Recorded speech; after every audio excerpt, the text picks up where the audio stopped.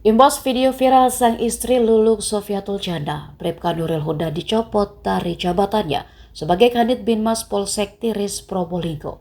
Pasalnya, Bribka Nuril Huda justru membantu memproduksi konten video, bukan meredam atau mencegah aksi murka istrinya. Ternyata Bribka Nuril Huda yang merekam video tersebut hingga akhirnya viral di media sosial. Usai memeriksa, Polres Probolinggo memutuskan menindak tegas Bribka Nuril. Nantinya Nuril akan dikembalikan bertugas ke Polres Probolinggo untuk pembinaan.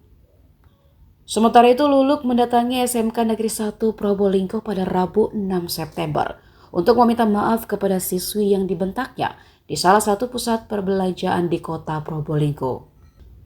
Sebelumnya, video Luluk, istri polisi di Probolinggo yang membentak siswa SMK magang, viral di sosial media. Luluk merupakan TikToker Probolinggo atau seleb TikTok.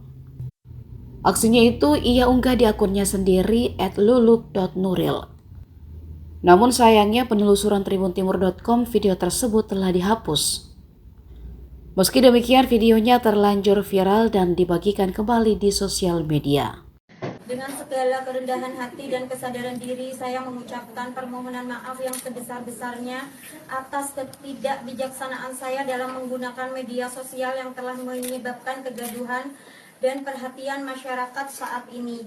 Saya sangat menyesal dan memohon maaf bahwa apa yang saya sampaikan dan saya lakukan di platform IG Luluk Nuril dan TikTok Produk Madura tidak sepantasnya untuk dilakukan. Saya sadar bahwa media sosial adalah salah satu alat dalam berkomunikasi dan berbagai informasi. Namun saya telah kehilangan kendali dan melakukan hal-hal tidak terpuji sehingga menyebabkan kondisi anak tidak nyaman bagi saudari Laila Nur Afni Sohiba dan keluarga SMK 1 Probolinggo serta institusi Polri dan organisasi Bayangkari. Saya berjanji akan lebih bijak dan beretika dalam menggunakan media sosial.